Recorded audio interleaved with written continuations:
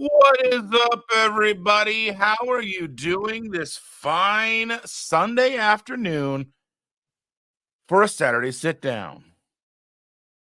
I did have this scheduled for yesterday, but things change. There was a keto meetup in Ohio yesterday, so I asked this gentleman, Mike, if we could do it today, and he obliged. So here we are today.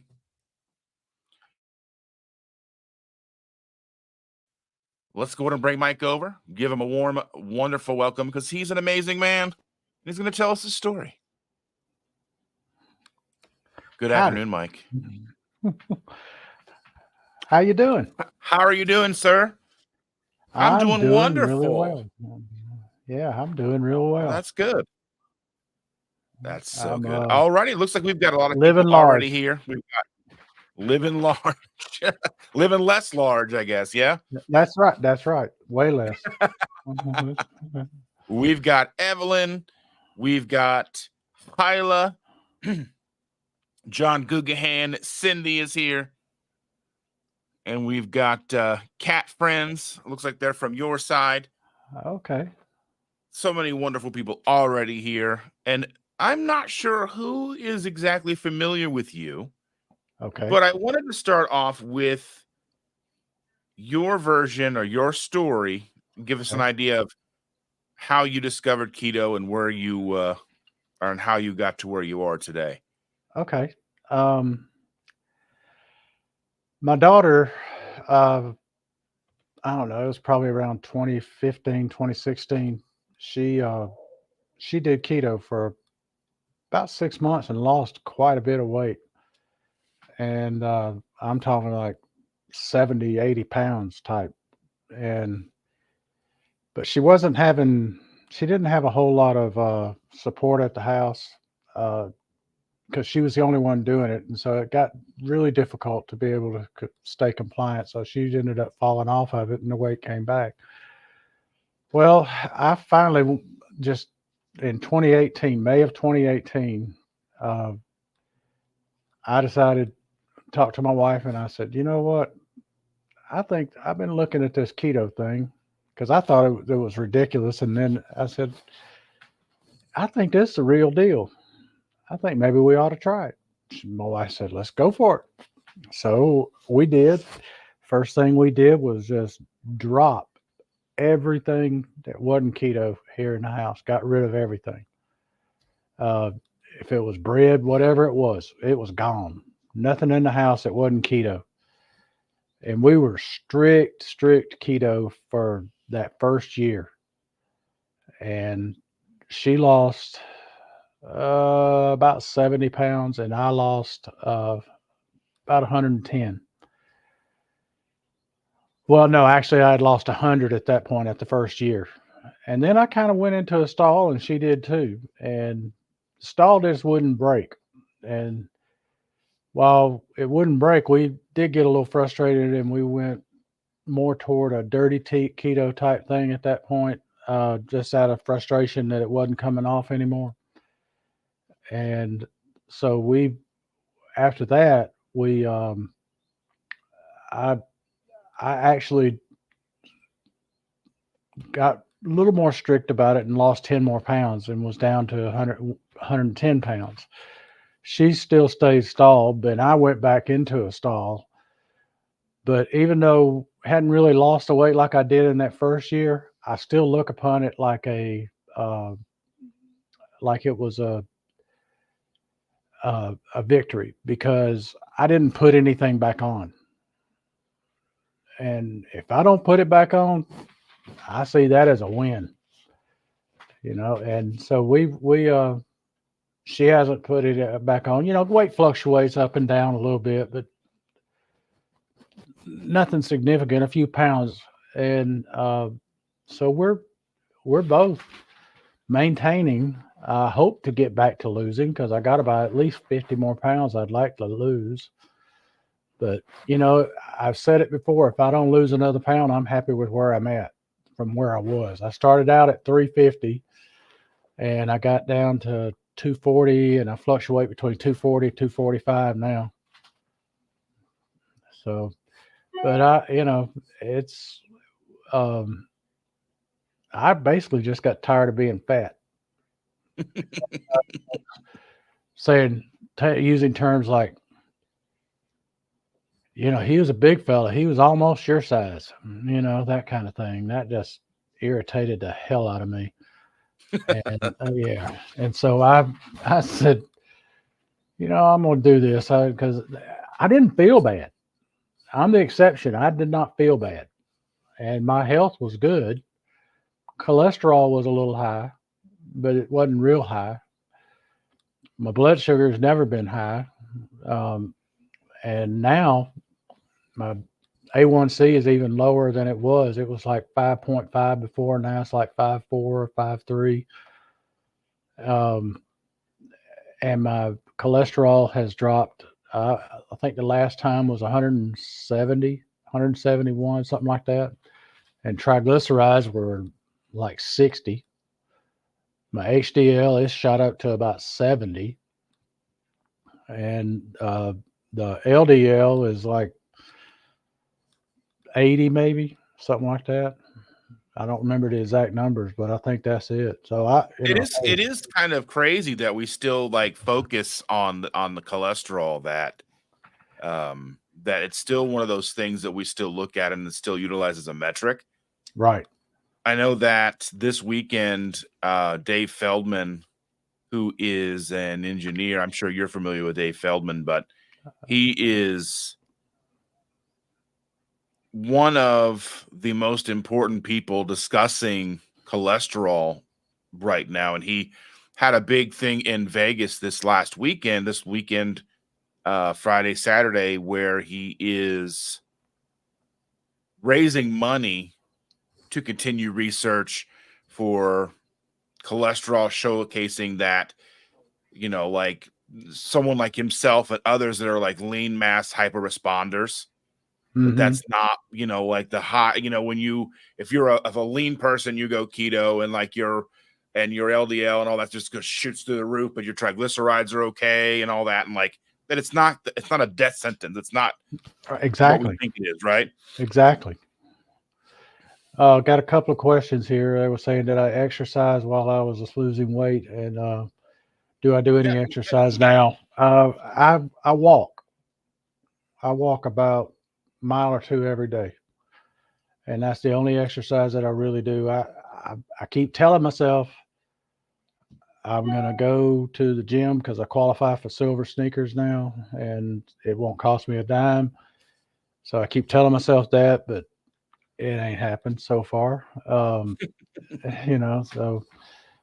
and that's mainly because my life is just it is hectic. I haven't put out a lot of videos lately. The live's about all I've been able to get time to do. But Cindy asked, "How's my wife doing?" She sees the taste test. She's doing well. She has good days and bad with her Alzheimer's, so I take care of her.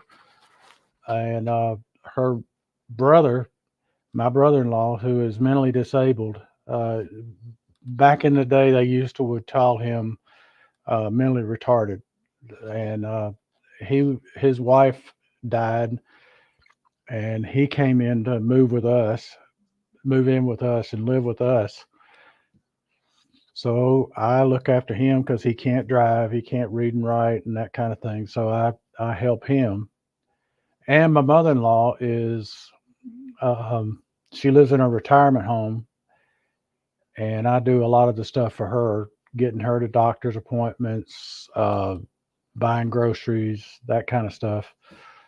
And I've actually got a friend of mine that lives down the street. I mean, like 6 houses down. That he's landlocked. He can't drive. He can't see.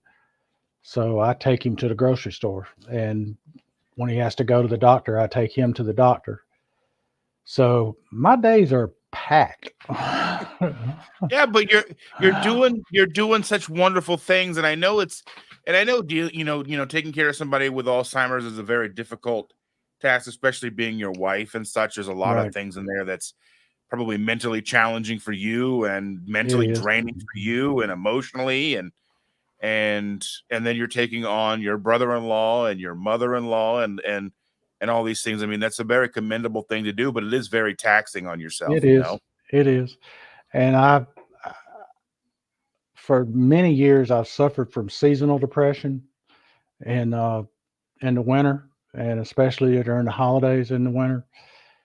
And now I have to watch out, and they've actually got me on some medication to help with depression full time because it was not wanting to go away, you know. So, and it's not, oh, I'm going to do myself harm depression. That's no, no, no. Mike likes Mike way too much, you know. So Mike that ain't, likes Mike way too much. Mike wants yeah, hashtag more Mike for himself. that's right. Mike just, you know, sometimes that Mike just feels overwhelmed and Mike gets a little down. So, you know, Yeah. and As you would, and I mean, it's one of those things is like you've got to make sure you're taking time for you and you're getting, you know, mhm. like sometimes the term self-care gets a little overused, I think, but you know, it's just, you know, I mean, you're doing such amazing things too. So, um, let me go ahead up here. Where am I looking at here? There was a comment or a question here from Charlie. So Darth Carnivore is Charlie. He Okay. says, "Sorry, I'm late. What are some everyday things as a bigger person you had to deal with others may not realize as a part of your lived experience?" That is a great question. You go to a restaurant and inevitably they want to sit you in a booth, and the booth is too little. You end up against a table, and it's very uncomfortable, actually painful at times. And you have to say, "Hey, I don't know. I need a table. I want a chair." Well, now I haven't found a booth I can't sit in and have plenty of room between me and the table. So that's one of the things. The other thing is you don't get looked at near as strangely when you're getting on an airplane. Like, oh God, please don't let them be sitting by me. Please, God, no. You know, that's the other thing. That's where, you know, you get on the plane and there's only like one or two seats available, and so this guy this literally happened, and it was a two-seater on the side I was on, and he's looking over there and he sees the empty seat, and he's looking around the plane like, oh Lord, there's no more empty seats. He's coming to sit by me, you know. So that's that's the other thing, you know, it's kind of insulting in a lot of ways. So, you know, that's a and it hurts. It can hurt down deep. Uh, the other thing is when folks tell you, you know, oh, he's a big fellow, almost as big as you. When you hear that, it's there's little needling things like that. Or and this happens more times than not. You get made fun of, and you tell them, say, "Look, I've had enough. Stop." Well, it's because I like you and I love you that I make fun of you. And I'm like, you know what? You have a warped sense of like and love. You know, you need to drop that and, you know, don't like me and don't love me so much. So I'm kind of the same way with like once I get to know somebody and I care about them, like I'm more prone to poking at them. You know what I mean? I think that's kind of like how I grew up, and like especially with like friends on the bus and friends at school, we would literally tear into each other every single day, and we would laugh, and I mean, but it was always a mutual type thing, and it's always something you have to be mindful of if it becomes to not be mutual anymore, you know? Yeah. Like I tried to instill in the kids and the stepkids that I have that kind of same thing, because life is hard, and some, you know, and people are going to be mean and make jokes, and so like I would joke with them, but they had trouble with it, and so I had to back off and not be so jokey with them, but I'd always try to make sure that, you know, that understanding that I mean, there are certain people out there, and I'm one of them, that joking around is part of like how how you show like you care. You know what I mean? It is kind of one of Yeah, those things, and I am one of those people. And it's like, and if I've never joked with you and never poked at you, I probably either don't feel close to you, or maybe we just don't know each other well enough, and I just don't right. know what to poke at. You know what I mean? And I Yeah, mean, and then there's obviously things like boundaries. You have to understand your people, what their right, boundaries are, and right, how what their right. insecurities are. So I mean, and Yeah, that comes with knowing them and understanding them right. and caring about them, and all of that. So I mean, like, Chandler and I poke at each other all day, You know, but I can yeah. live with a little needling. I got Yeah. no problem. But when it goes there, that I have had friends that will take it to an extreme and to the point of being almost insulting and even sometimes insulting. And that, and I'll tell them enough's enough, man, back off, you know, and I've actually told one or two of them after they've been going on with me, and it wasn't just gentle ribbing. They were just downright mean in what And they there were is that saying. too. And I said, okay, ribbing's one thing. You're just being downright mean, and you keep this up, and I'm gonna show you what comes with that. Because I mean, there are times where people are kind of utilizing that to kind of say things that they wouldn't say otherwise. But Right. there are a couple of Hyla here has gifted you gifted a Ooh. membership on your side, Oh, thank you, Hyla. Thank you so much. Oh, and she she's did. gifted one on my side too. She's Yeah. she's amazing. Thank you, Hyla. It looks like she's watching from both sides with different screen names. Yeah. Well, she's doing her. She's got two channels that Hmm. she's doing it with. Yeah. And that channel, the H. Cooper Crafty Bug, that rascal's got some serious numbers. That channel does real well for her. Not that the other one doesn't. It's just that one is like took off big time for her. But And yeah, John in Gogan says, terms of "God bless you, Mike. You're a huge help to so many." That's true. well, thank you, thank you. I I I do a lot of cooking on my channel, and I try to make it.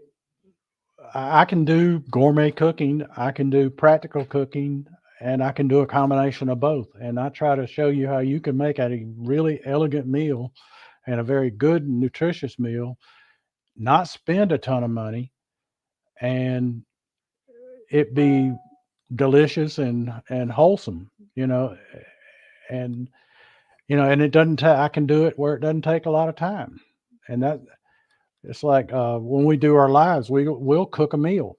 We do the whole meal, and we do it. We'll have it done in less than an hour and ready to have uh, do taste testings in that hour. So that's it's just you don't have to be elaborate with what you do. You can do it relatively simple. You've got some great recipes. I love your recipes when you cook. I wish you'd cook more often. I have a recipe that I've been editing for a while, and not like there's a deep edit or anything. I started it, and then I went back to it, and I just like got distracted and did other things. And it's just a simple Hmm. thing that I made for one of Chandra's pitch-ins. It's just like it's a super easy like Asian chicken salad thing, Oh where yeah, it's yeah, just yeah. like like broccoli slaw and sugar snap peas and chicken, and then Mhm. some and just some like Asian sauce on it, and you just shake it up, and that's it. And it's almost to the point where it's so easy, I kind of feel silly putting the recipe out, because it literally took me like 2 minutes to do it and get it ready for her pitch in. So it's just like, uh, and like you say, like, I don't put a lot of effort. Like, I in my live this morning, I had Chris Cooking Nashville was in my live, hanging out and talking with us, Mhm. and I admire his recipes, but his recipes are the exact opposite. He's got some No, they're they're yeah, in-depth recipes. they are. They are. I want to try them so bad, but they are. it is time consuming. Mm-hmm. Uh, And I'm just I 'cause they and I put him a comment on the last video. He put out the pancake recipe looked amazing. And I was like, I can tell that you love what you do, mhm, and I can see in the videos that how much work you put into your videos. mhm, Because as a content creator myself, I understand, like, I can see like what effort he puts into it and how long it takes him to do it, and I appreciate that because I think that that is one of the things that kind of goes underappreciated with channels because of all the work that goes into it is not right, necessarily seen on screen right. until you do it yourself and you go, oh, he's Oh, doing this and yeah. this and this. Holy, oh man, he's like, I've gone through iterations, and then you see how complex his recipes are, and he didn't get it right the first time. No, it took time to get that Yeah. yeah. I've got I have got probably it may be 10 different things that I've been experimenting with, trying to get it perfected to where I feel like I could put it on the air. Sometimes I'll just go out there and video it and do it, me just Mine trying it are for the mostly the first. first time I've done it. Yeah, I've done that Yeah. several times, but that's when I'm confident that it's either going to work or it's not going to work, and I can't go anywhere else with this if it doesn't work. You And know. that's why I went ahead and I put out that pudding mayo recipe that was a Hmm. disaster. I Hmm. was like, okay, here's what it looks like. They don't always turn out the way you want them to. And Cindy says, Mike, she's finally going to make that Reuben chaffle today. Excellent. Let me know how you like it because I love that. My wife took. Oh, I did. I was. We were dipping it in the Russian dressing that I made, and she was like, "Oh my God, I hope you remember how you made this because I want this again." And I'm here to tell you, most of the time she likes what I cook.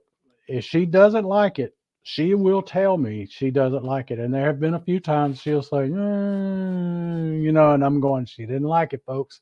She didn't, she tries to be nice and not say it, but she'll say, well, it's okay, or something like that. Like the one thing she did, or she tasted and didn't want no part of it ever again was chia seed pudding. She said, "Nope, never again. So, not doing it. Not doing it." And I said, "Okay." But and Evelyn says she's had to go to her daughter's last performance in Yeah. Newsies. Oh, As cool. a newsie, yeah. That's cool. Good Thanks for luck, coming Evelyn. in. Tell her we said break a Yeah. leg. Yeah. Oh, and And Hyla's got 3 channels now. Wow, Hyla. she is ripping it up, isn't she? Yeah, And Bob buddy. says that he's a big fan of my product reviews. You know what? I am too. You and the missus do some great product reviews. Y'all interact so well doing it. It's a and she is like my wife. She is going to tell you right quick. Nope, nope, nope. Don't want it.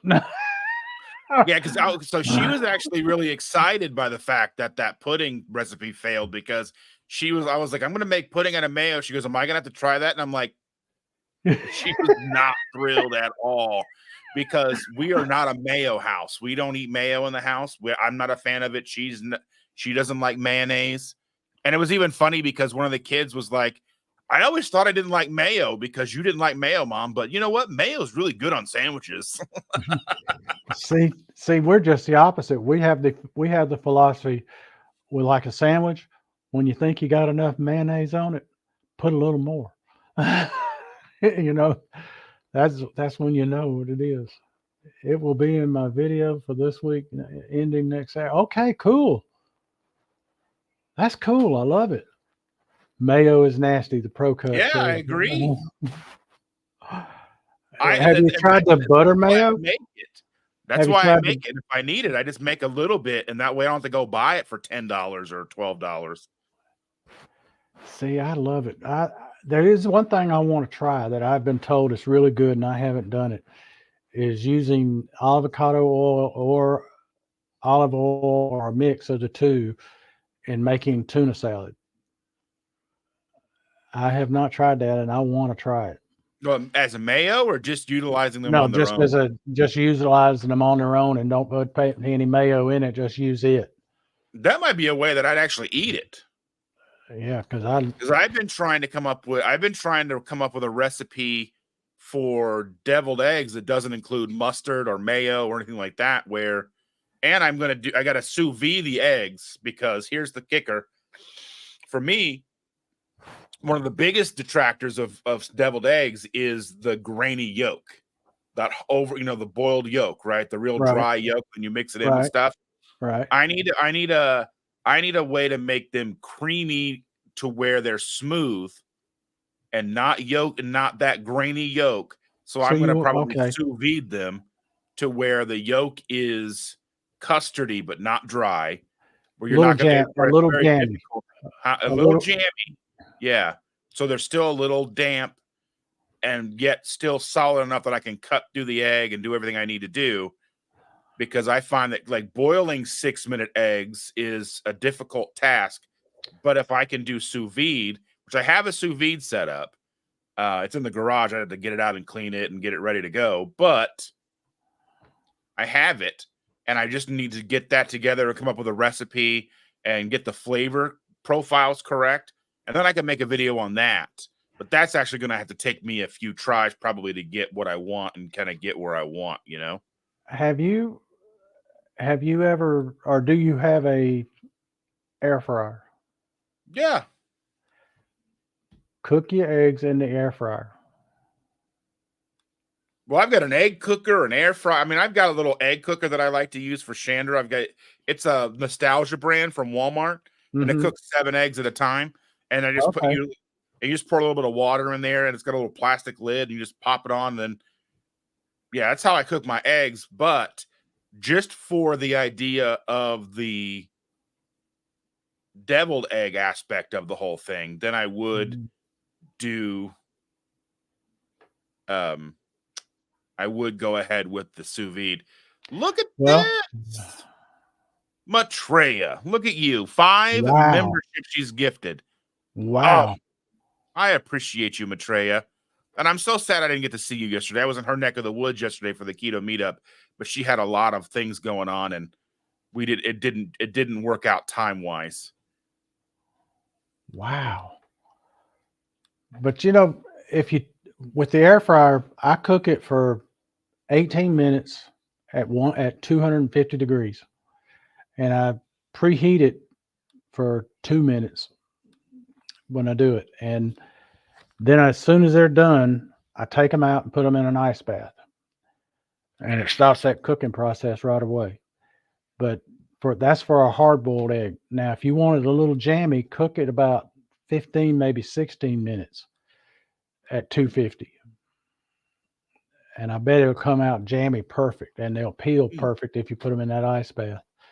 Yeah, my thing is, I've noticed, is if you keep them in the ice bath too long, then it overcorrects and then they won't peel right. Yeah, you got to just put them in there to their cool, not cool, right, but just warm to the touch. right. If you leave them in there till the ice is all melted, you done left them in way too long. Then they don't peel right. Jahil's Exactly. here. He says hello, Keto Mike. Hi, Dustin. Hey, Say hi how to you Chandra doing? for me. I will tell her. Yes. Yeah, say hi to her from me too. Is she working? She's at work, yeah. Yeah. And John says he loves his egg cooker. My daughter has one and she loves it. She's got an air fryer, and I told her you ought to try the air fryer. She said, "Nope, I love it the way they're done in I there." did try cooking them in. I've tried them in the oven. I saw that you could just line them up on like the oven rack. I've seen people do that. I tried that. It didn't work. I did try it in. I've tried them in the Instant Pot. I did that a bunch. I'd fit 18 eggs in the Instant Pot. And then I think I did try them in the air fryer. I had because I had an Instant Pot air fryer combo that I didn't like. It was just it didn't cook as much food in the air fry as I wanted it to. So, Maitreya says that I want to say that the Bud File says good morning. Good morning. Good morning. Good Thank morning. you for joining us. Maitreya says Reuben Chaffles. Well, then I'm not going to make the Reuben Stuffler next week, maybe in April. It's only $5. It's a celebration for end of month geek EOM geek Geek announcement. announcement. Oh, okay. So What's a she's gonna stuff? make a stuffed Reuben. Like Oh, have you seen the stufflers? no, I haven't. It's so basically like it's like you pour some of the mix in and it's got a little ring around the middle, and then you pour stuff on top of it, then you pour more mix on top of it, then you close it, and then it like makes like Oh, a stuffed waffle. oh, okay. Yeah, yeah. I've saw that on Serious Keto he has one of those, and I remember that now. I didn't know what the name of it was though. We've got a knockoff one in our pantry that I've never opened. I think I got it for $20 from what's that Big Lots. Oh, okay. Wow, I like looking in Big Lots and Ollie's, and I love doing that. And I'll go to the Goodwill, and I found some good stuff in Goodwill. The downside to Goodwill, at least the Goodwills in our neck of the woods, like you'll see like Dash Minis open and they're charging like the same price you get them on Amazon. Yeah, that ain't right. Yeah, they shouldn't do that. I've got a new thing I ordered, and I got it. It came in about a month ago, and I haven't had a chance to do anything with it yet. And it's a pizzelle maker. Uh, Dash makes it, and it's a basically like a really thin waffle, and you can make waffle cones with it if you want. Mhm. You can make a pizzelle cookie, and it's. I'm looking forward to trying that. I got some things I want to do with protein powder to try and up the protein and lower all the other things that are involved in it, because you know that in making like a cookie. Take care, Charlie. Hopefully you have All a good righty. rest of your day. And I'm glad the leprechaun trap worked.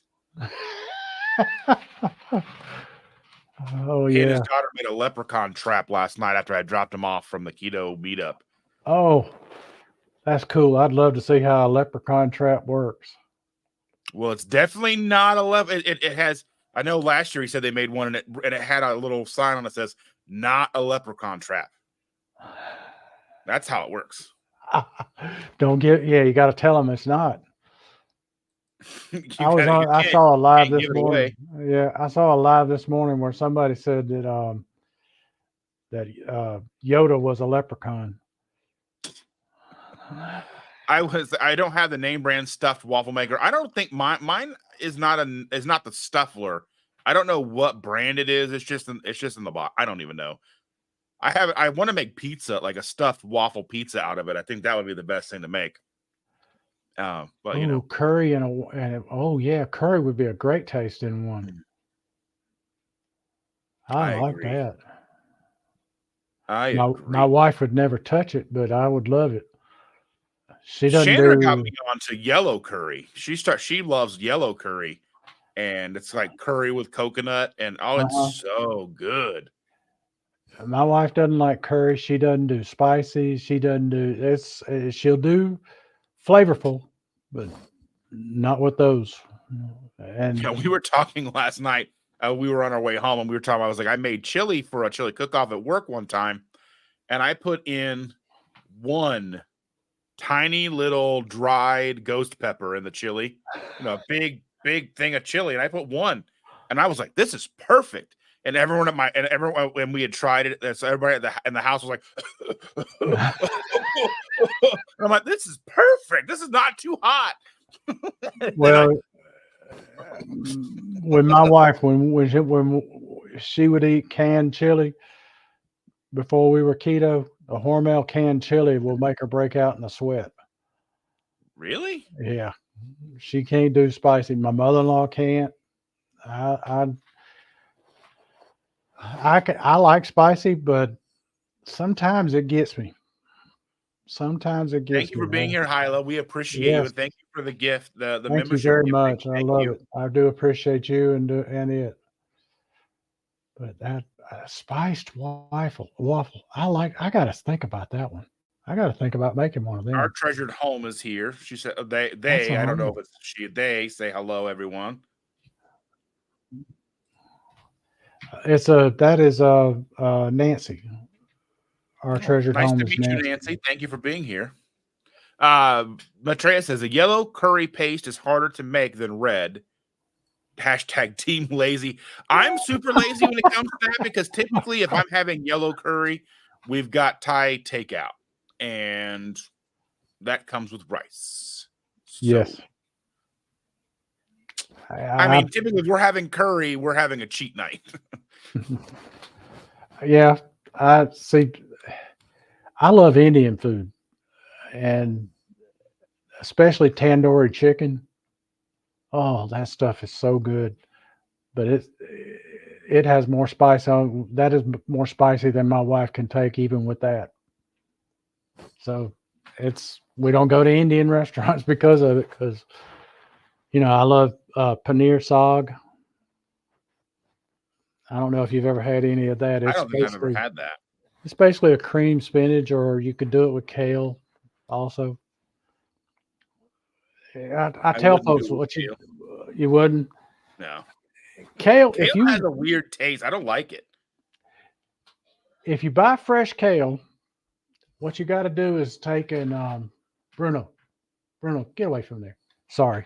Um, sit. Thank you.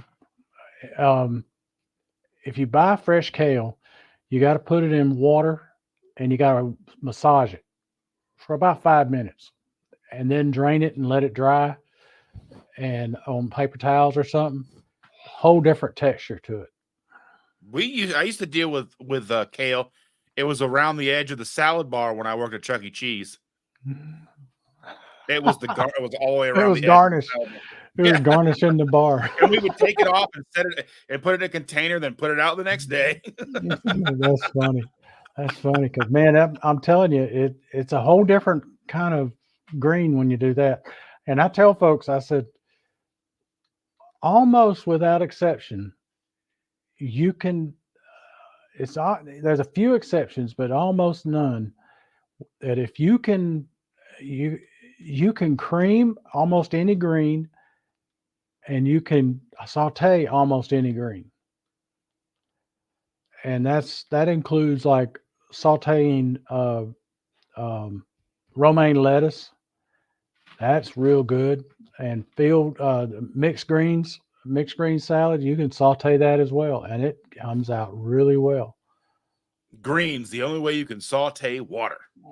Yeah, yeah, yeah, yeah. See, when I'm going to use spinach, if I'm going to use it in a dish other than eating it raw in like a salad, I'll buy frozen, thaw it out, squeeze it out, and use it because it's going to be less than buying that bag that's going to shrink down to like this, and it's already shrunk. You you're getting what you see is what you're going to get in size, and that I'm not you're not losing a whole lot of it because of that. So that, as far as I'm concerned, that's the way to go with spinach. You can, if you don't mind the canned, you can do that with canned spinach as well.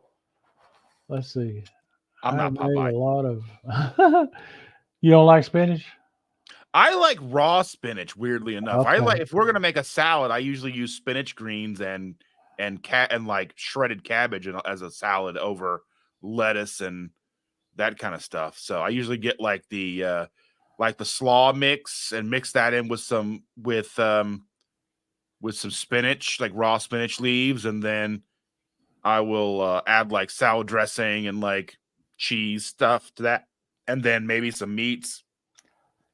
But I don't do salads all that often because typically they're more expensive for me because of how I make them. And it's so difficult and expensive to find a decent non-seed oiled salad dressing. So, Yes, and I've and go ahead. I'm I'll sorry. tell you a good seed oil that you can use, but it's a little bit expensive, and it's a little bit of you got to use only a touch. Sesame seed. Yeah. Maitreya is asking, would your wife like butter chicken? I've made a few variations on my channel and keep it non-hot by family request. I've actually made butter chicken, and she liked it, and Uh, I've only made it a couple of times, but she did like it, and I love it too. It's great. And our treasured home says, "Nice to meet you too. Thank you." And Maitreya is saying that the sag paneer is so good. Yes, it is. Yes, it is. Let's And see. Northwood's Peachtree says they're hypoglycemic and always in ketosis. Wow. I think if you are like hypoglycemic and then you can maintain that, that's impressive. It is. Yeah. Well, you've been keto for a long time, like I have, Mm-hmm. and when you've been keto as long as we have, if you have a cheat day, a cheat meal, something like that, more times than not, it's not going to knock you out of ketosis.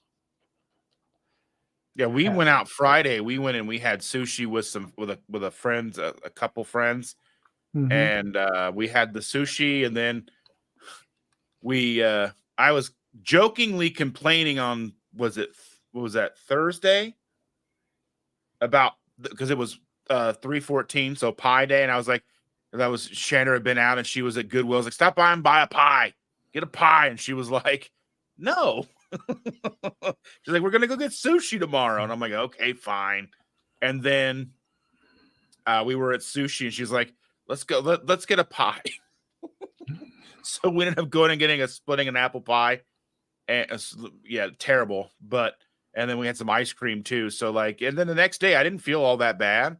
I mean, we didn't Right. sleep that. We didn't. The downside is typically if you eat like that, then like you have like that food coma, and we were Right. like almost basically awake the whole night. It was the weirdest thing. Yep. So it was like a reverse reaction than normal. Is Right. typically you'd have that food come and be like, no, we were awake. Well, I did that last night. I couldn't go to sleep for nothing. I saw 4 o'clock in the morning before I ever went to sleep. And then I was up at 7. Mm. Well, I got up because I got up at a little bit before 5. Because that's that's a normal Saturday Sunday routine for us. Is we're up early Saturday and Sunday like people are during the week, Right. and I get Chandra together, get her out the door, and then I get ready to do these, and Right. so, and then I did take a nap between that one and this one, so You still got your granddaughter that you take yeah, care of during the week? yeah, Has she started school yet? She's in preschool, Oh, okay. so Okay. she goes 3 days a week. I figure she had to be getting close to going to school. She should. Well, so her birthday fell too late, so she's old enough to be in kindergarten. But the way her birthday fell at the end of August, she wasn't old enough soon enough to go to kindergarten. I see. Which is probably a little bit better too, because she's not necessarily like kid socialized very well because she hangs around with us all the time. Right. And she's not around her cousins too much. So she's not around little kids very often, like kids her own age. So now that preschool is kind of helping her get acclimated to being around other kids. So I still think she's going to be kind of a loner a little bit anyway, because she'll talk about things like that. Like, nobody wanted to play with me, so I swung on the swing by myself. And you feel so bad. You're like, well, they've got to make up, like, and we would ask her, like, were they playing things you didn't want to play? Yes. And if you didn't want to be alone, you could have played whatever they were playing. Yeah. I mean, like, And so it's made a kind of like the choice. choices you make, you know what I mean? Right. It was choices. But she's 5 and doesn't quite understand that yet. But yeah. Well, enjoy this time with her. oh, I do. Share it on X. I have to head out to the store. Thank you so much, Northwood. You have a great rest of your Thank you. day and be safe. Appreciate you And joining us. And Maitreya says, I make a lot of Americanized, keto-fied, Asian-influenced foods. Last summer, I introduced a lot of Asian vegetables to people. I bet those vegetables were not thrilled about that. I don't want to be eaten. Anyway. See, Yeah, see, I love got like bok choy. I was thinking the same thing. I like that, and we're not a big vegetable household because typically the vegetables we keep in the house are frozen. So we typically just keep like the cauliflower rice, broccoli, that kind of stuff in the house, or like even frozen onions, because we Right. will buy fresh vegetables and they just sit in the fridge and we forget about them. Or, I mean, it's difficult for us to even make meat on time because we eat so much meat that I we'll hear like, you. oh, I I hear you. buy more meat Yeah. for the week than we need. And then, I I have the same philosophy. I buy the only frozen vegetables I don't buy are Brussels sprouts. I buy that fresh because and I buy asparagus fresh because neither one of those I have not been able to get them to work right frozen. now I'm a fan of frozen as well as fresh Brussels sprouts. They end up having different textures, Yes. and that I'm okay with because I like both, like the hard roasted ones where they're like kind of stiff, and I Mm-hmm. also like them to where they're like fried with onions and they're kind of mushy. I know it's weird, but I didn't even start eating Brussels sprouts until well after we were keto. I never had them as a kid. They weren't a thing. Like I know I saw them on TV, but we never had them. I don't even know if they were in our grocery store. I don't know. I mean, Well, I didn't even have broccoli but once or twice as a kid, and it was disgusting. So I didn't eat it again till we were keto basically as well. well, that's the thing about Brussels sprouts. Also, um, radishes. It tastes one way raw Mhm. and totally different cooked. So the potatoes. Yeah, Diddly diddly potatoes. yeah. I mean, you got that tart, spicy type taste to the radish when it's raw, but it mellows out and is really good when it's Mhm. cooked. Yeah, indeed it does, yeah. And I that you did a recipe, and I've done it 2 or 3 times because and it was delicious. Where you took shaved Brussels sprouts Mhm. and you sautéed them. Oh, so good. That was so good. That was so good. I put a little bacon fat in there with it and let it go to town. That's it. I Oh, that loved stuff it. is so good. So we only get that at Trader Joe's. I see it at Trader Joe's, and I when I made that, I was using some hatch green chili spice that I also got from Trader Joe's. And I was at Trader Joe's just about 2 weeks ago, give or take, Hmm. and they didn't have it anymore. They didn't carry it anymore, it doesn't look like. So I was really Oh bummed man. about that hatch green chili spice, because it was kind of mellow, wasn't overly spicy, but it had a deep, rich flavor. And I almost bought some of the shaved Brussels sprouts, but I didn't. But I was kind of busy and I just couldn't get close enough. I've I've run them. I've run the Brussels sprouts through the because I have a hard time finding them. I run them through the food processor and get them shaved myself and do it. That And might be easier than cutting them down myself, like sitting there and cutting them down, and then just you could probably like you don't may not have to trim them as close and just no, pulse and them. just pulse them. That's it. And you don't have to trim them near as close. It works real well. I just put them in there and pulse it a few times, and it shaves it right up. But I with the Learn. frozen vegetables, the way I found to do it, people say, "Oh, frozen, I don't like it." Well, it's a fresh vegetable that was flash frozen at the time it was picked. So you're getting all the benefits of a fresh vegetable. And what I will do is I will let it thaw before I cook it. I don't. Most of the time. Sometimes if I pull them out and I'm like, I don't really feel like cooking this, I'll just toss them in the fridge Hmm. and let them thaw in the fridge and then cook them like the next day or the day after. Yep. Yeah. And once I let them thaw, then I'll drain them off, and then I'll cook them from there.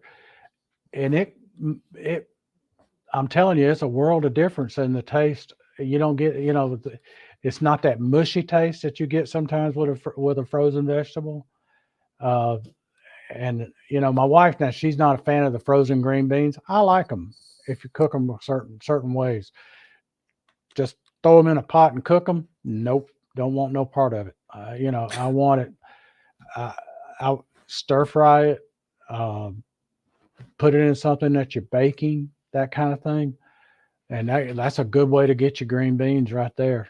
Which I've had a debate. You tell me. I say green beans are keto. I've been told by other people, no, they are not. What do you think? I mean, realistically, I don't see anything not necessarily keto about green beans because there's what in a whole can, maybe 8 total carbs in a whole can. Exactly. And it's a vegetable, so it's not like, and they're not like sugary really. And I mean, exactly. That's my thoughts on it. Exactly. I mean, you could eat a whole can and you're going to be just fine. And I have done that. see, Maitreya knows what's up. I agree 100%. She's talking about she uses the salad shooter. Oh, yeah. That's a good idea. I haven't thought about a salad shooter as long as I haven't thought about the Floby. Just like those 8, that was like those infomercial gadgets. Like, do they still? And I know I'm not trying to be a dick, but like, do they still make the salad shooter? Because I know we had the like the zoodle maker thing. It's still up in our cabinet. We just like I've got it. I haven't used it in a while, but I love it. I mean, when we first started keto, we were doing zoodles all the time. We would go through zucchini like crazy.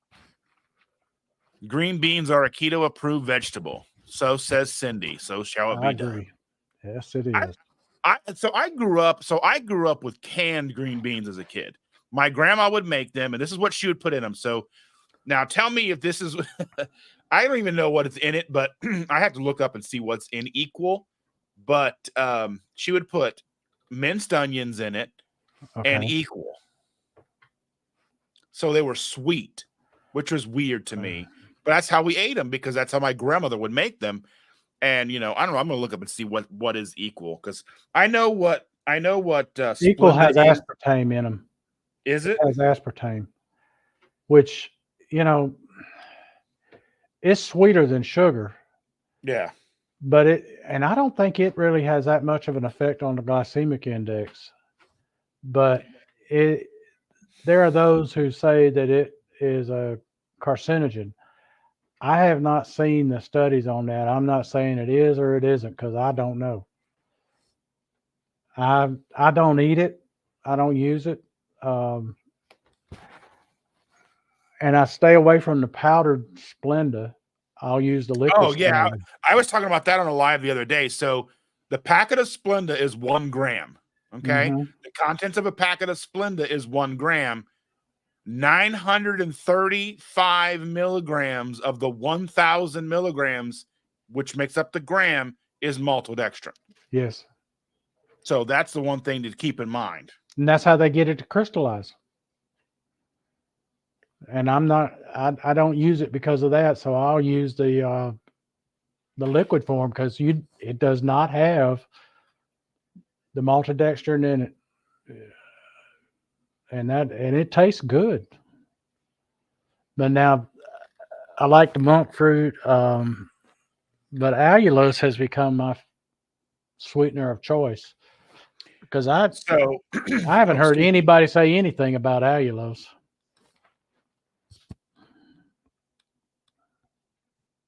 There are 2 different things that come up and tell me what's in. I'm getting 2 different ingredient lists for Equal. Okay. So Equal on Wikipedia just comes up and tells me that it's aspartame, maltodextrin, and ACE K. Okay. With silica dioxide is an anti-starch, silica dioxide, maltodextrin, and unspecified flavorings. But excuse me, on Amazon. Well, no, that's different. Equal, that's saying it's the yellow packet. That's not right. Okay. No. So let's see. Equal packets contain dextrose with maltodextrin, aspartame, and asorafame potassium, which is ACE K. So that's going to be similar things like usually when you see a asorafame potassium, it's going to be paired with sucralose, and Right. like like those 79-cent clear drinks at Walmart usually have Ace Uh-huh. K and sucralose in them. This has that Ace K in it. and sucralose. Yeah. And I don't have a problem with Ace K. I know folks that won't touch it. I'm like, I'm good. Doesn't affect me at all. And this is just the Amazon. It's an Amazon version of an energy drink. That brand is, I think is the same brand that sends us our is where our Nespresso packets come from. Our Oh, okay. Nespresso pods come from. We buy them and we have them sent to us from Amazon so we don't run out Mm-hmm. because they're hard to find in the grocery store. So we have to order them. Yeah, they're nowhere in our grocery stores here. I mean, you can find like they have like the Starbucks ones and the metal ones, but they're like $10 for 10 or $6 for 10 or something, and we pay $15 for 50 from Amazon. Hey, my family says I'm a tightwad. I say no, I'm frugal. and I actually one of my granddaughters years ago said, "Well, what does frugal mean?" I said, "Well, tightwad." You know. She laughed. I mean, there's a difference because I mean, there's like there's understanding the necessities. Because I know people who will avoid buying necessities because they don't want to spend the money, and that to me is a tightwad. That's a tightwad. Like a tightwad is somebody who won't even buy what they need because they don't want to. They have the means, they just refuse to do it. Yeah. And like to me, like frugal is you know what you have to buy, and you try to do it the best way possible. Right. You're managing it. We've got Walmart, Publix, Kroger, Aldi, Lidl, and Ingles. 6 different grocery stores that are around us, and I hit all of them. Using Flip to look at their stuff. I look at it. I go onto their app and look at the prices, and I decide which one I want to get certain things from. And that's a low key that's a hot take. Flip is underutilized by most people because you can look at. That's how I decide if I'm going to go to Meijer or Meijer, Kroger, Fresh Time to get something. Walmart doesn't really show up there. All these will show up there with like stuff that they're going to have seasonally or whatever. They're here today, gone tomorrow stuff. Yeah. But yeah, like knowing and seeing what Kroger's going to have, because it'll even have this week, and depending on when you look at it, it might have this week, the remaining of this week, and what's coming next week. Same thing with Meijer. There is a 7th store, but it's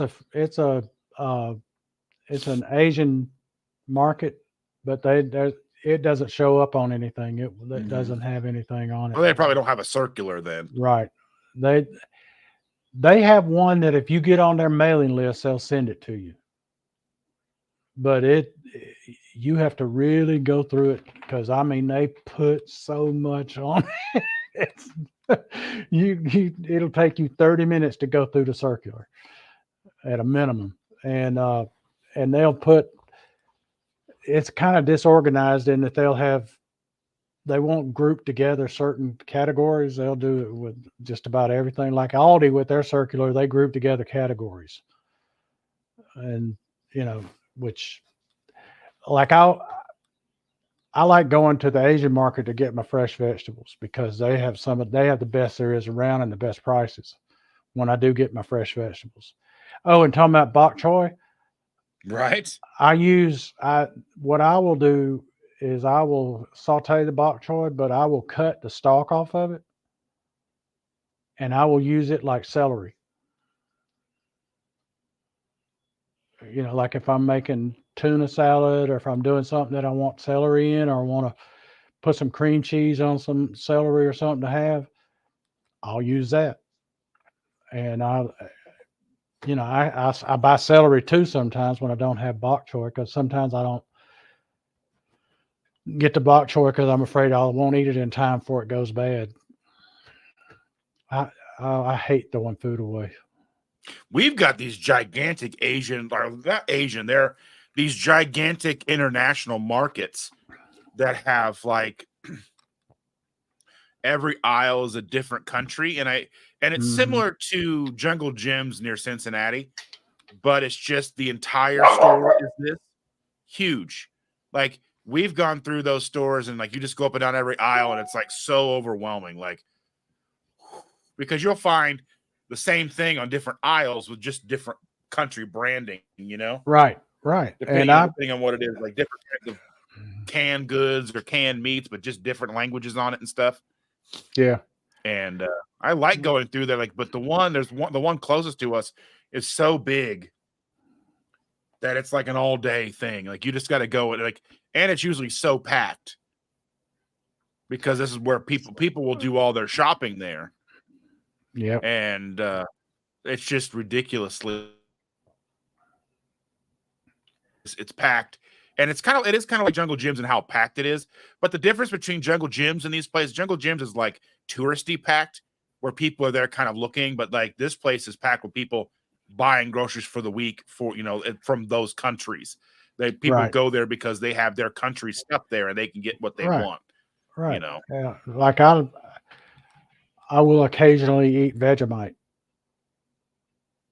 yeah, My mother was Australian, and I developed a taste for Vegemite because of that, and because it's the huge Vegemite there. sandwich. Yeah, Yeah, and I don't get it often, but I'll buy a little small jar of it, and I'll use it as a spread on something like how you would with butter.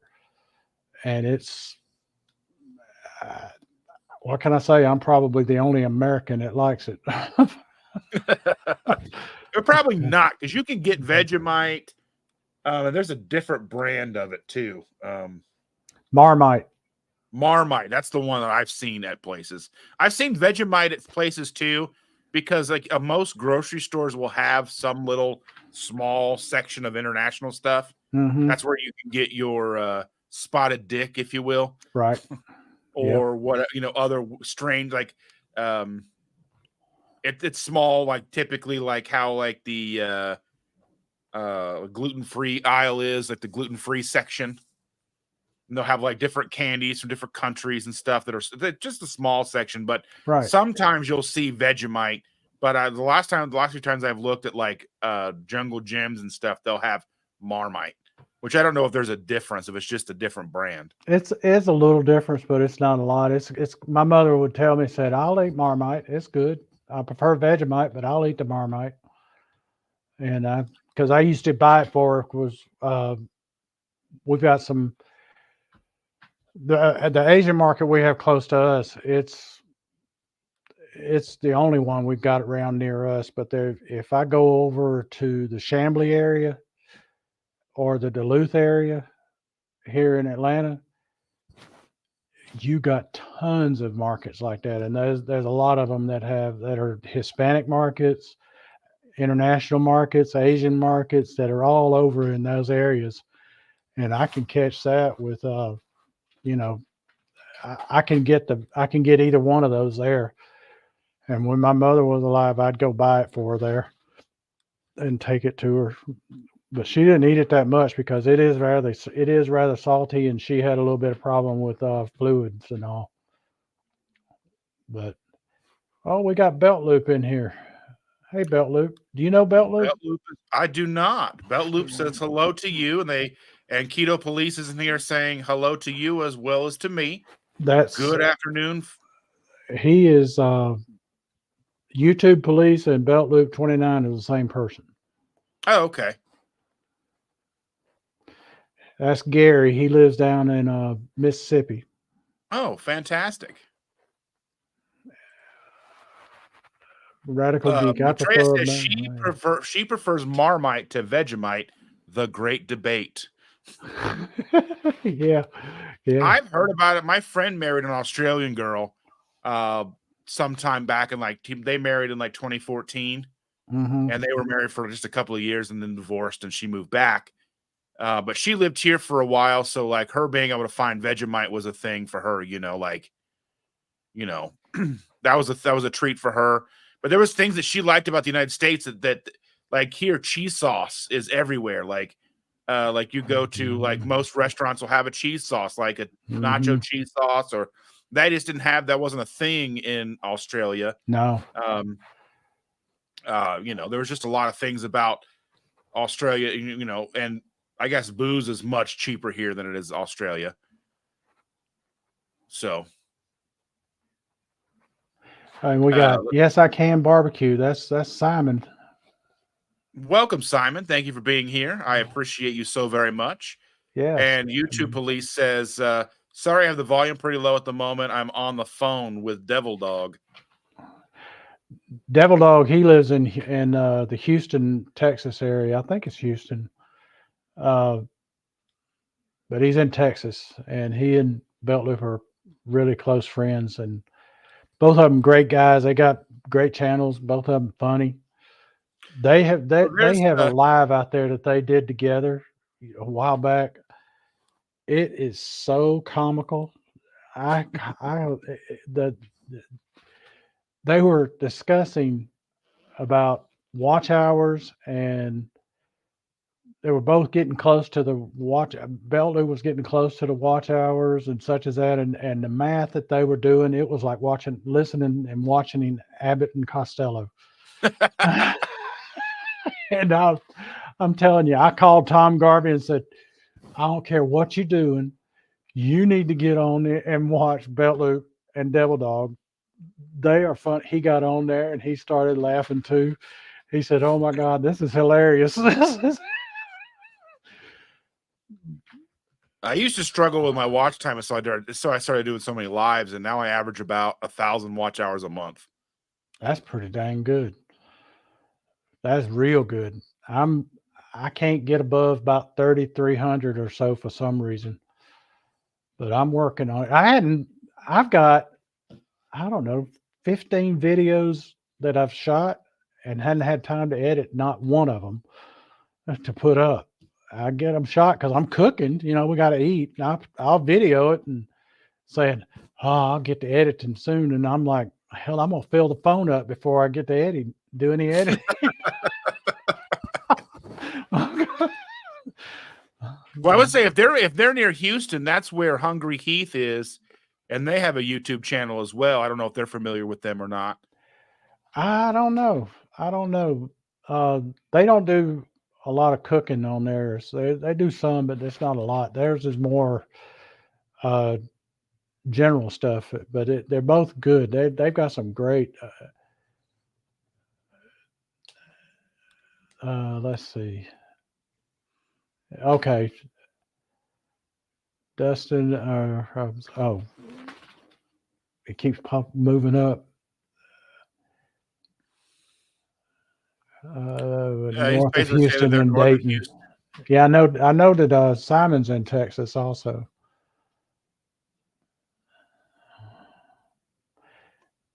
Yeah, along Interstate 10. Yeah.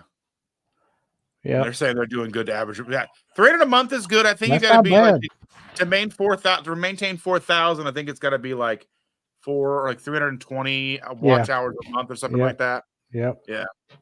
And I was around that for a long time, and then I started doing all these lives, and then that watch hour started popping up. Like, I actually just went low recently, like just I'm at like 950 right now is what I'm averaging right now. That's still real good. That's over 7,000 hours for the year. Yeah, that's a lot. That's good. So that's a good thing. Yeah, I gotta get them up because I've got enough subscribers. I just hadn't gotten I got the baby monetization. But I mean, really, to be honest with you, that's the best way to monetize anyway, because you're going to see more support that way than you will AdSense. I mean, AdSense is going to be a trickle even once you hit it. Like, I mean, with AdSense and the select monetization that I have now, like, it's just about $1.50 a day total. I mean, with views and all that stuff. So I mean, it's not filling the coffers, if you know what I mean. So we just do it. Radical Geek Maitreya says, I get the watch hours, no problem. I keep the subscribers down. I try to keep it small community, although I think Mike like if I could talk, Mike might like the cooking. That was Yeah. too many little words, similar words right in a row. I'm like, That's easy for you to say. exactly it was. I nailed it. Yeah. Oh So yeah, man. she has a great cooking channel every Sunday night at 6. She talks and cooks. She's got a perfect little setup I gotta for watch that. cooking too. I gotta watch that then. Okay. And I'll Cool. put her channel in here. But man. Oh, Gary says he's got to rewind it to hear what was said. I was saying how good a fellow you and Belt Loop are. I mean, you and Devil Dog are, Gary.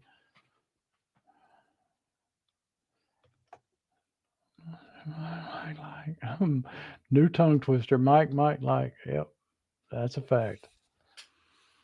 Radical Geek just became a new member to your channel, sir. Oh, thank you so much. And I put her channel in the comments down there for both Facebook but it failed on Facebook, I think. So I'm not sure what it failed to start of Facebook. So I don't know what's going on with that. So sometimes it'll go through Facebook most of the time, but sometimes it just does not. I haven't tried streaming to Facebook yet. I've seen too many. I've seen people talk about it like that. Sometimes it works, sometimes it don't. I'm not too worried about it, but I mean, I stream it too because it'll let you stream to 3 places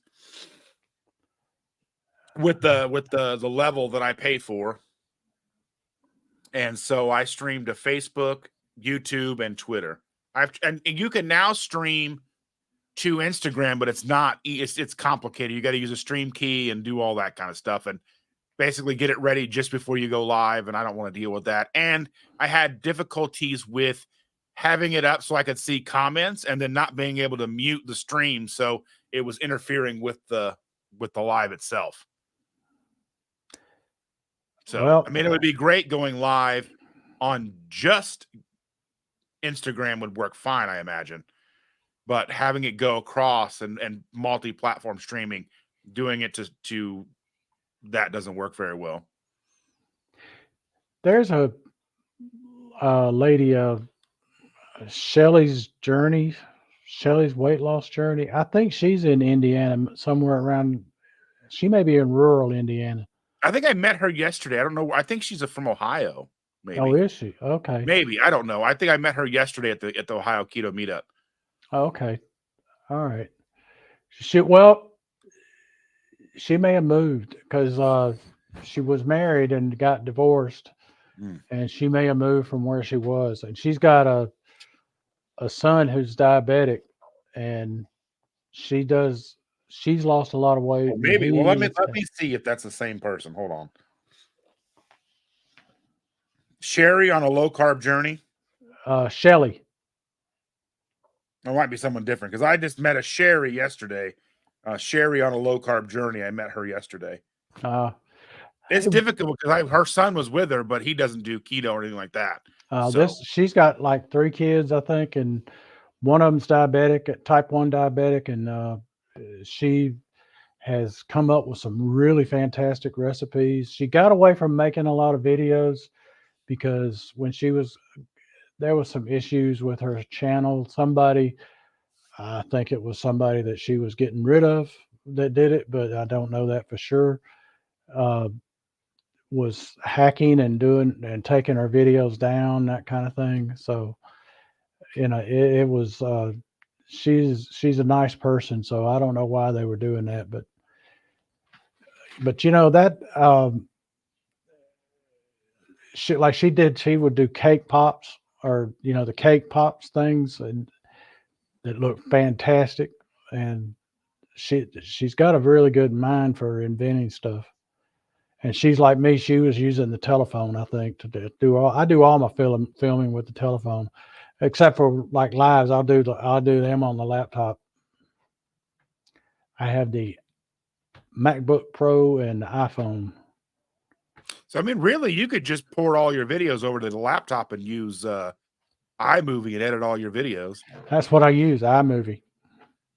I use iMovie, and I can maneuver around real well in iMovie. It's just having the time to do it. Because after I shoot it, it takes me a minimum of about 15 minutes to edit it, and sometimes longer, depending on how long the video was. And I have actually gotten to where I just, whatever happened, I pull it over and put it over there just like it was. And if it, you're gonna get to see the bad stuff and the good stuff. And there's an ebb and flow with YouTube as well. Like for a while, we were seeing like the hyper edited kind of content was taking over. Mm-hmm. And if it wasn't hyper edited, nobody wanted to watch it. I mean, we're talking like not so, I mean, like the Mr. Beast era kind of thing, you know, like, and even he is starting to pull back on that some as well. I mean, he's still over. He's still filming with 100 cameras and doing crazy stuff, but like he's making full on movie productions out of YouTube, you know, but like, but for the simple person like us, like our channels, like not needing to worry about overly complex edits and transitions and having something change every minute or every few seconds. There's got to be you know, that just to keep someone's attention. You don't really need that. So that there's an ebb and flow where like stuff like Casey Neistat was big, where he was telling stories, but you know, with just a phone or a camera, and you know, the vlog type stuff is coming back. And I like that because I like being able to just kind of sit here, look at the camera, provide information, talk about something, and you know, see, and you know, just to give, you know, like I did the other day with the element video that I did. So and these lives, I just like talking with people and discussing stuff, and hopefully people get something out of it. Yeah. I tried the element. I liked it. I tried element. They were real good. The Keto twins had a code to get a sample pack. I think it was with just I think it was shipping only, maybe, that you paid, and I tried it. It was really good, but the side of me that didn't want to spend the money didn't go buy it. Well, that's the thing is like I've got a video in the works about the cost of electrolytes and which ones are better for your, like, because there's subtle differences between all of them. So trying to put a video together, because I mean I am an affiliate with Salty, which is also affiliate with Salty and Keto Chow, which are the same company basically. So I'm an affiliate with them. So I mean I talk about their stuff, but I also still enjoy Element, and I enjoy, like, Chandra likes the sugar-free liquid IV. I mean, we're not exclusive to any one company, Right. regardless of we're affiliates or not. And I think that's one thing. Like, if you're to be an Element sponsored channel, then I think you're only allowed to talk about Elements. Right. So Beverly Rux is here. Good morning. Let's see. Good day from Nebraska, Mike. I enjoy your channel a lot. Oh, Thank you thank you. for all you do. Thank you very much for those kind words. I appreciate it. And thank you so much, Beverly. Mike is a true hero. Like, yeah, I'm a hero. Yeah. We'll have to break it to Mike over at Don Does Keto and let him know that there's another hashtag more Mike candidate. Because at KPL last year, at the back of his shirt said hashtag more Mike. Because that's like, because he's in the videos and people are like, we need more Mike in the videos, more Mike in the videos. And so hashtag more Mike kind of became his calling card. Okay. When is Keto-palooza? That's a great question, Mike. Keto-palooza is, let me go ahead and bring that up for everybody, because we can talk about that. I like to promote that because it is an important event to me. So I'm going to share my screen here. Okay. So Keto Palooza is October 11th through the 13th. Okay. Tickets are on sale. The speakers have not fully been announced yet. Only a handful are known. We know that that Joe and Rachel will be there for sure. I believe Dr. Barry's going to be there and Nisha. I think that's the only Okay. ones we know for sure. I will be in town from the 10th through the 13th. So I Okay. will be in a night early, which is for, getting together with people who come in early as well. I'll be staying at the Galt House. I'll have a room on the West Tower. So I'll be there for all the 2 nights of festivities for the Keto Palooza, as well as a night that is not sanctioned by Keto Palooza. So anything that happens Thursday night is not affiliated or sponsored or acknowledged by Keto Palooza itself. But tickets are on sale. Over half of the 350 tickets have sold, from what I understand, or at least getting close to that mark. Wow. So, and that's before any speakers have been formally or, have been formally announced. So it's definitely something to look into. I get there's if you look at the description of the video, there should be a link to buy tickets with discount codes. They're not Okay. my discount codes. They're Dr. Barry's discount codes or Two Crazy Ketos discount codes. But I don't see anything from this outside of the fact that I want to see all you lovely faces there. So I will push and push this on you until you decide to go and hang out with me. That's what I get out of it. So I try to talk about it at least a little bit. I want to go to that. I tried going to the one in Las Vegas and it got canceled. I still went to Las Vegas, but it got canceled. There was one this weekend in Las Vegas, but as I was confused, and then I realized and found out that this one was actually being put together by Dave Feldman, and it's all a fundraiser for his cholesterol research. So, oh, okay. Let's see. Party KPL Thursday. Yeah, but old people style. Oh yeah. I can stay awake past 11. I mean, I don't have to get up early a Friday morning because things don't kick off until mid-afternoon. So I can sleep in or go down and. But I hopefully we'll all get together. Maybe at least some of us will go together Friday morning and get breakfast somewhere. Let's see. Now, Louisville, is it on Central or Eastern time? It's on Eastern time. Okay. Well, I don't have the advantage of that. So if I keep my watch on Eastern time, I know I have to say, hey, I'm up late, Yeah, I mean, it doesn't bother, the time doesn't necessarily bother me. I could be nocturnal just as easy as a day person. I used to could. I used to could stay up all night long and work all day the next day and be fine. No, can't do that anymore. I'm down for breakfast. Yep. That's my favorite meal of the day. But I don't get to eat it near as much. But I like to have breakfast for supper a lot. Yeah. Which I'm going to be making something real soon, and I think I'm going to try and video it. I'm going to do keto grits, and keto shrimp and grits, and a breakfast casserole with it. And the keto grits, I use cauliflower, rice cauliflower, and Interesting.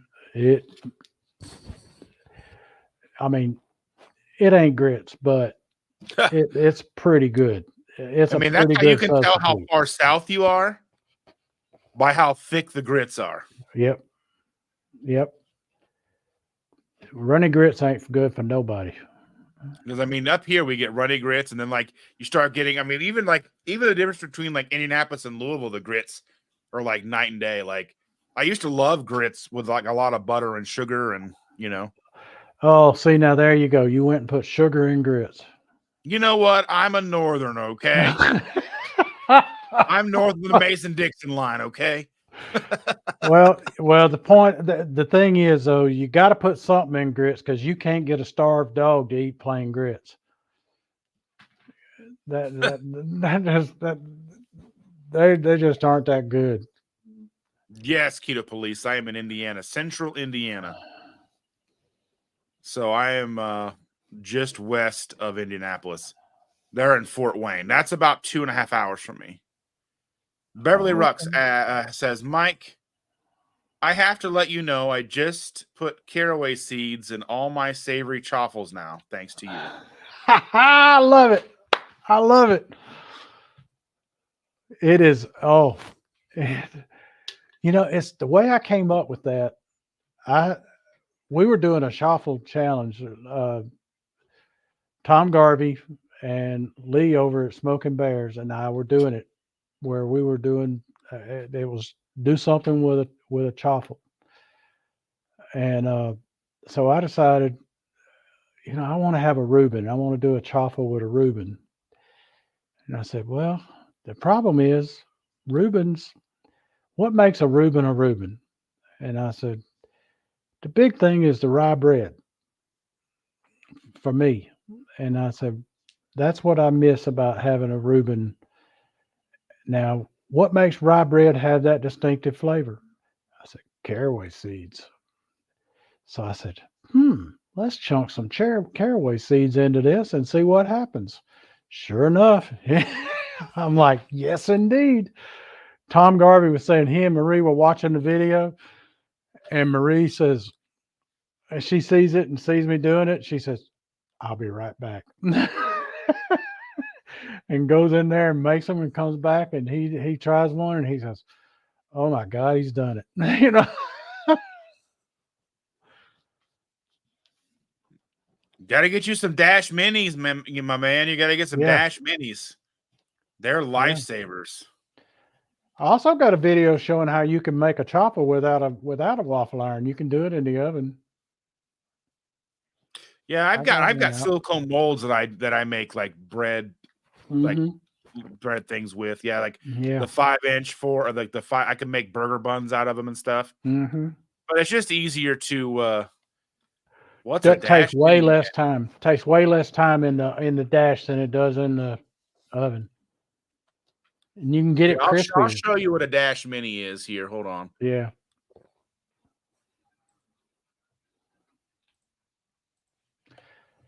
And for my money, Dash is the best one to get. I tried one of those nostalgia ones. No, they're terrible. They did not work worth a flip. It wouldn't cook anything. So here we've got. Let's see if you can see this here.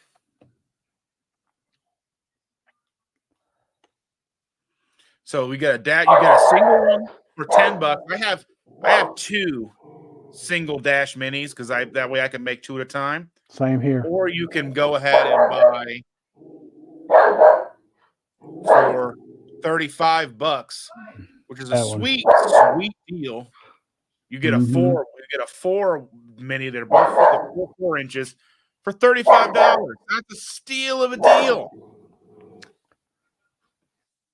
So you can make and they work great for sandwiches and all that stuff.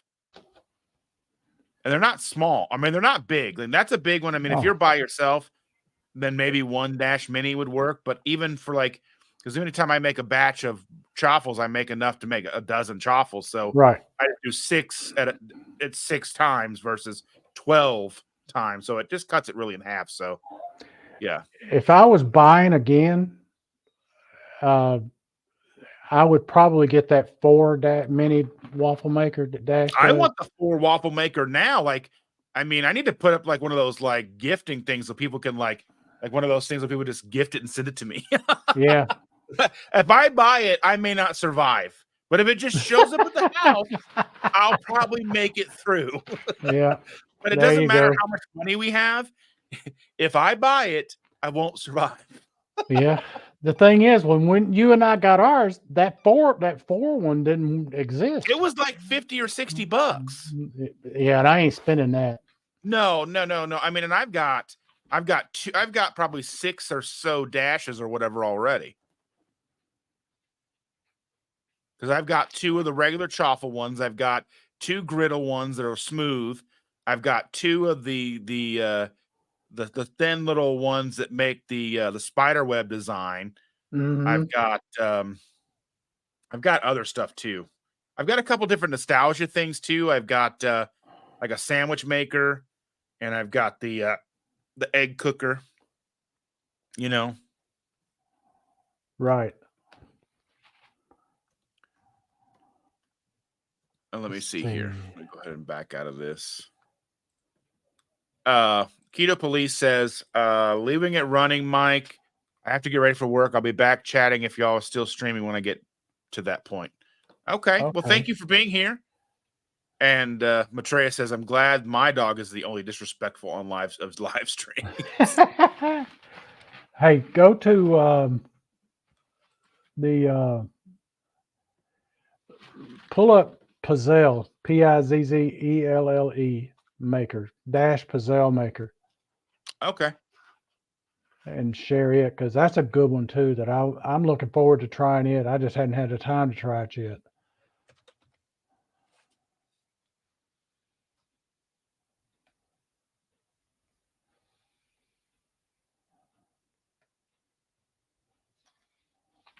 Yeah, my dog is I got 3 of them. One, he don't bother a soul. The other 2, they got little dog syndrome.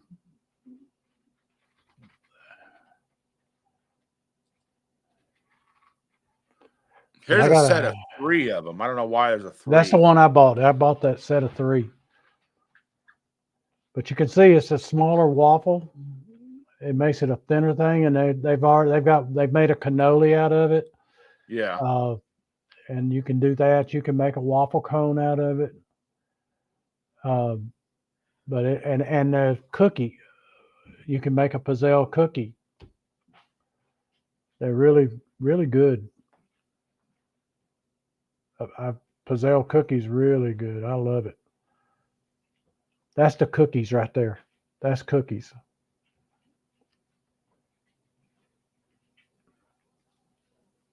And that's what I just had come in.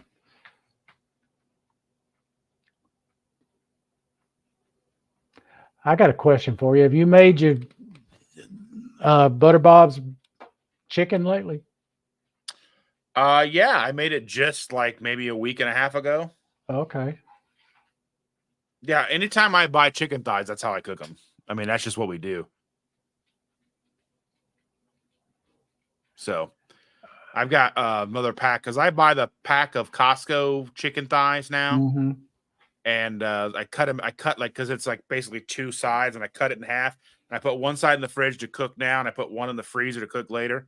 Because if I don't do that, then like I forget, and then we won't get through because it's just 2 of us mainly. And sometimes we'll go through like a half of that chicken real fast. And sometimes it'll sit in the fridge for a week. And then by the time I get around to cooking the other side of it, it's not so great anymore. So I have to, Maitreya says that her Dyson, a Pomeranian, is the president of Angley's Small Dog Club. Yeah. Well, one of these dogs, he's a mixed breed. Well, all 3 are mixed breeds, but he looks like he's got some Pomeranian in him, because he's got that little lion's mane on him in the front, kind of like they do, the same coloring as them. Face looks the same. So, but we do that with him. That's actually our granddaughter's dog, and he stays with us part-time and part-time with her. Right. But like right now she's in Arizona, and so that's why he's staying with us. But yeah, Max, he's a Yorkie Maltese mixed, a Morkie. And then Buddy, he's the big dog, a bigger dog. He's Black Lab, Black German Shepherd mixed. Right. Now, I got friend of mine who says if you're going to have dogs, get one that's a small dog and one that's a big dog. So The then the small big dog, dog gets bossed around by the little dog. right? Yeah, and the small dog, he will alert on everything, and he'll start barking and carrying on. He said your big dog will be laying over there asleep, and that dog starts barking, and what he's saying to him is, "Oh, get up, get up! They is attacking us. Get your rear end up."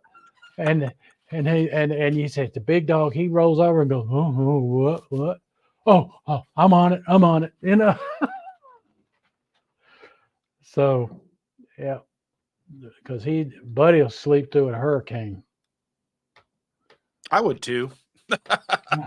But he's 13 now too, so that's Yeah, one he doesn't reason. care much about anything then. No, Bruno, We don't talk about Bruno, no, come here. no. We don't talk about Bruno. I got him over here, Max. You don't have to worry about him. Bruno is the granddaughter's dog. Mm. Max is a Yorkie. Yeah, we don't And talk about Bruno. Maltese. Yeah. Have you seen that movie? No. Encanto? No, I haven't seen that. Yeah, it's a Disney. It's on Disney Plus. Basically, there's a cousin that they don't talk about. His name is Bruno. There's a whole song about it. Oh, okay. We don't talk about Bruno. Oh. We watch all that all during the week. When my granddaughters were younger that lived close to us, I would have seen that movie, but since they don't live that close to us anymore and they're not as young anymore, they're not, because my youngest that lives close to me, she's 13. So yeah, we still watch that stuff even when she's not here. We still watch the full length Disney movies and all that stuff. So I mean, Shannon and I are Disney fanatics anyway. Like we go to Disney without the kids, you know. So I can't afford it anymore. Nobody can afford it. You just do it anyway. I mean, nobody in their right mind could afford to go to Disney World. You just do it anyway. Yeah, that's ridiculous. I'm like, how, my wife and I were talking about this the other day because we would love to take our 15 and 13-year-old granddaughters to Disney. And, they've been, and it was with the Gary Sinise Foundation for families of fallen veterans and fallen soldiers. And their daddy was one of them. And I would love to take them down there and do it, but man, the cost of the tickets to get in, I mean, staying around there, I could find somewhere to stay at a decent price. So when we went last, we went in October, and we was 7 of us. 7 of us. So 7 tickets. Like, I think just the tickets alone, we went 4 days with everybody. And then we did just 5 of us for the Mickey's Not So Scary Halloween party.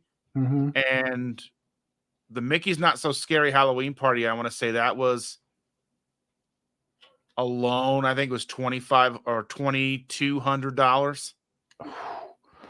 And then the 4 tickets was like the 4 days of 6 tickets, or 4 days of 7 people going, was like $6,000 or $7,000.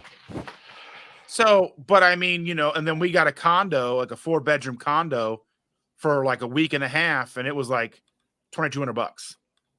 See, that's not bad. And we had our own pool. It was teeny tiny, but we had our own pool. Yeah. Now the lodging down there, when I can stay for a whole week cheaper than I can go to the park, something. So we actually went to a travel agent and said we were going to come down with 8, I think, with what we said. And our middle child wasn't able to go.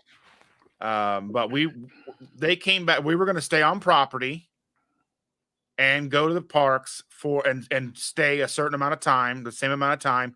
And they came back with a quote of $30,000. And when Shannon and I went, we went and we stayed on property, but it was just the two of us, and we stayed at a value resort. We stayed at one of the nicer value resorts, Pop Century. Mm-hmm. So we had it was it was just us. It was really nice. We had a pool room, like a pool view room, and I think we did 4 days the same, like 3 days at the parks, and then a Mickey's Not So Scary party. And I think all in all, for the two of us, it was like, without travel, was probably like a little under $3,000. Wow. So you can do it affordably, or you can go or you could be the people. You can go and you can spend $900 a day or something crazy like that, like $900 an hour, or I forget what it is. And they'll do like guided tours where they just take you to the front of the line and do all that stuff. Yeah, it's crazy. And they'll drive you from park to park. They'll do all that stuff. So, I mean, if you want to spend the money, you can definitely spend the money, or you can do it. There's more budget ways to do it, but yeah. Well, Mike, I want to say thank you so much for being here with me today and joining us, and everybody here I've had a that ball. has joined us to talk. And I want to thank all the subscribers all of the subscribers and the members on both sides, because I saw there were members of your side as well. And I'm displaying the members to my channel here on the bottom of the screen. So I'm very, very thankful for anybody who was a member, who was a subscriber, comes and hangs out with us and talks with us, and came and asked questions. And this, like I said, this is a difficult day because this is the second live I've done today. So the people who have been to both of those, I greatly appreciate you. And I appreciate all of those who are going to be listening in the future, listening after the fact. And your dog who doesn't like it, it's fine. And I just want to say again, thanks so much, Mike. I appreciate you, and I appreciate everything that you do for your side of the family, and you've been a good friend to me since we started talking. I don't know, what, a year and a half ago or something like that. Maybe Something like that. Yeah. Yeah, you've always been super nice to me, and I want to let you know that I appreciate that as well. Same here. Is there anything that you want to plug, anything coming out that you want to talk about before we go? We do the live on Wednesday nights, 6:00 Eastern time. Right now, Lee with Smoking Bears and myself are the only ones cooking, but we can have up to 4 people cooking simultaneously, or we'll have because there's 4 of us that are associated with the live. You got the Grilling Dude, Tom Garvey, the Keto Cook, Smoking Bears, and myself. Tom had been able to cook in like 5 or 6 months because he blew out his knee. Oh goodness! And they're trying to deal with it. It's all related to when he broke his leg and ankle area, because they didn't fuse it correctly, and so it's caused problems for him, and that's what led to him having knee issues with his knee. So he's been down for that, and the dude, he hadn't been able to get on because his wife has some health issues that he has to deal with. He lives in Idaho, and he goes down to Salt Lake City with her to this specialist for her health issues. And but Lee, he and I've been able to get on and do it, and we'd appreciate anybody that wants to come in and do and watch. You can come on and say you want to cook with us. That'd be wonderful. If you got ideas for recipes that you'd like to see us do, that'd be wonderful. We did keto chili cheese fries this last Wednesday night, and they turned out fantastic. So I'd love to see y'all. That's on Wednesdays at 6 p.m. Eastern. That's all I've got. Well, that's amazing, and I do try to join in and watch and chat a little bit here and there. It's just something about Wednesday nights. About that time, I'm just like doing stuff and I forget. Yeah. Yeah. It's like, and I was talking about on a live today of how many lives there are too. Like there's like Tuesday nights, there's a lot of lives, and a lot of times there's like lives going on top of lives and everything. So I try to be mindful and I try to stop in and say hi to everybody. And yeah, right. I hear you. And I watch a lot of them on the TV, and I can't comment. So just because I didn't comment don't mean I didn't watch you. I promise. You know, because I don't always have access to watching it any other way. right. But dang it, Bruno. We've changed the format of what the lives were. It used to be this kind of format where we would do talking and interviews and that kind of thing. And you joined us for one of them, and we appreciated that. And we had a lot of fun doing it. But then we got to talk and said, let's try to do something different. We saw some folks doing cooking live. We said, let's try cooking live. And we did it, and we've had a ball doing that. Cooking live. I'm here to tell you, you get to see real-time cooking and see what it all involves. So if you don't mind that, and then you can fast forward through some of the stuff if you want to, that's fine, but you'll see how we put together a whole meal in real time. Well, that'd be cool if you and Radical Geek or you and Maitreya could get hooked up and you guys can cook together on your channel and her channel and everything, because so she sees that it's 6 p.m. Wednesday night. So I imagine she'll be in touch with you, and Sounds good. Really fun to see. Hey, I'm game. Here just in time for the show to end. Thank you, Arlen. And again, thanks so much, everybody. Again, I just wanted to make sure that everybody truly understands how fortunate I feel to have all of you in my life, and all of you coming in and hanging out with me on a lot basis, usually 4 times a week. So thank you all so much. I appreciate each and every one of you. And again, Mike, you're the best. Thank you. It's been a pleasure. See you next time. And thank you for asking me. Oh, sure. We'll do it again. All righty. Bye, buddy. Bye-bye.